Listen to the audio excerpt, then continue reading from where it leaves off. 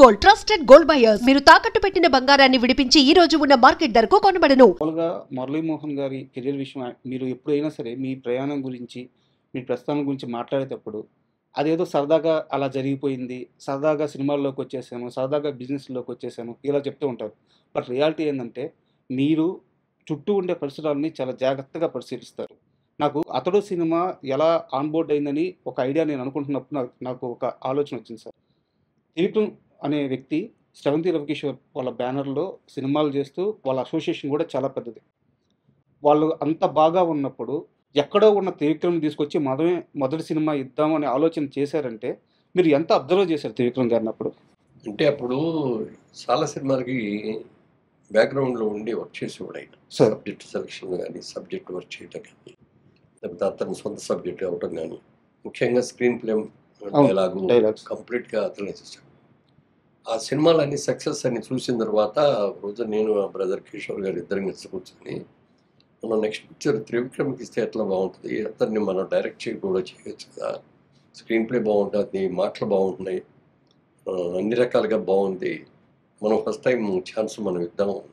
అప్పటిదాకా అసోసియేషన్ అయితే లేదు మీకు త్రివిక్రమ్తో? ఎక్కడా కలవలేదు. ఆ సినిమా రిలీజ్ అయినప్పుడు అక్కడ పరిచయం చేసిన తెలుసు తప్ప అంతకంటే పెద్ద క్లోజ్ పరిచయాలు లేవు. అనుకున్న తర్వాత ఒక రోజు పిలిచాం, మంచి సబ్జెక్ట్ ఉంటే చెప్పండి సార్, మీకు డైరెక్షన్ ఇస్తాం, ఫస్ట్ టైం డైరెక్షన్ మన దాంట్లో పెద్ద సినిమా తీస్తున్నాం అని చెప్పి.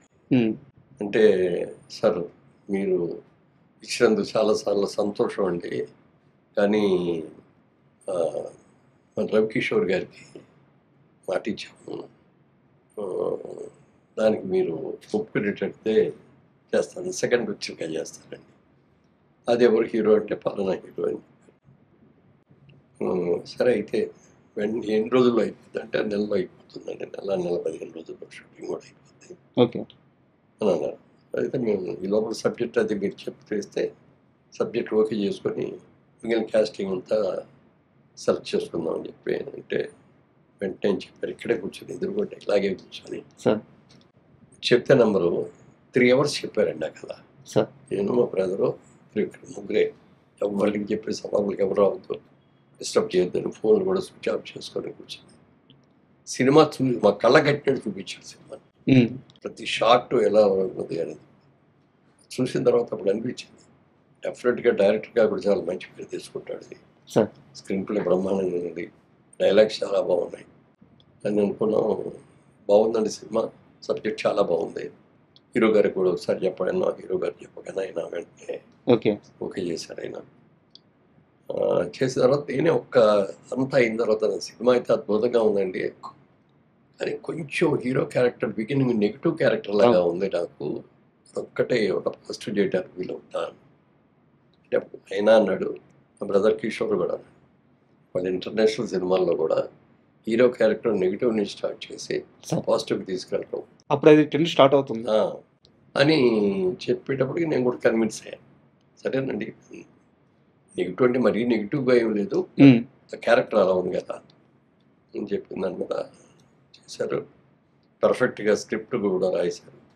రాసిన తర్వాత మేము ఒకటే చెప్పాం, మేము తీసి నేను ఇప్పుడు 24 సినిమాలు తీసామని, 24 ఒక సినిమాలో ఒక ఎత్తు, ఇది ఒక కొత్త తరహాగా మంచి డైలాగ్స్ తోటి, మంచి స్క్రీన్ ప్లే తోటి, మీరు ఫస్ట్ పిక్చర్ కాకపోయినా సెకండ్ పిక్చర్ అయినా మాదే కాబట్టి ఈ పిక్చర్ చేస్తారు, పెద్ద సినిమా చేస్తారు కాబట్టి ఇది మీరు ఎలా అనుకుంటున్నారో అలా తీసి దీంట్లో మేము ఎక్కడ ఇంటర్ఫీర్ కావు, బడ్జెట్ విషయంలో కానీ టేకింగ్ విషయంలో కానీ మీకు ఏం కావాలంటే తీసుకునేది ఓపెన్గా ఆఫర్ ఇచ్చాం, దాన్ని ఆయన సద్వినియోగం చేసుకొని చాలా బాగా చేశారు సార్. అంటే కథ విషయం మీరు ప్రస్తావించారు కాబట్టి నాకు డౌట్ సార్, మీరు కృష్ణ గారితో చాలా క్లోజ్ అసోసియేషన్ ఉంది, మీకు క్లాస్మేట్స్ కూడా మీరు, అంటే కృష్ణ గారి అన్ని సినిమాలు చూసుంటారు మీరు, లేదా తెలిసి ఉంటుంది కూడా మీకు.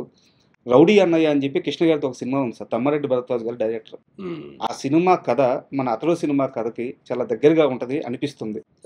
మీరు ఆ రౌడీ అన్నయ్య సినిమా చూశారు సార్? దాంట్లో రౌడీ అన్నయ్యలో కృష్ణ గారు లాయర్, తను హ్యాండిల్ చేసిన ఒక కేసు వల్ల ఒక కుటుంబానికి అన్యాయం జరుగుద్ది. అది తెలుసుకొని నిర్మలమ్మ ఇక్కడ ఉంటారనమాట.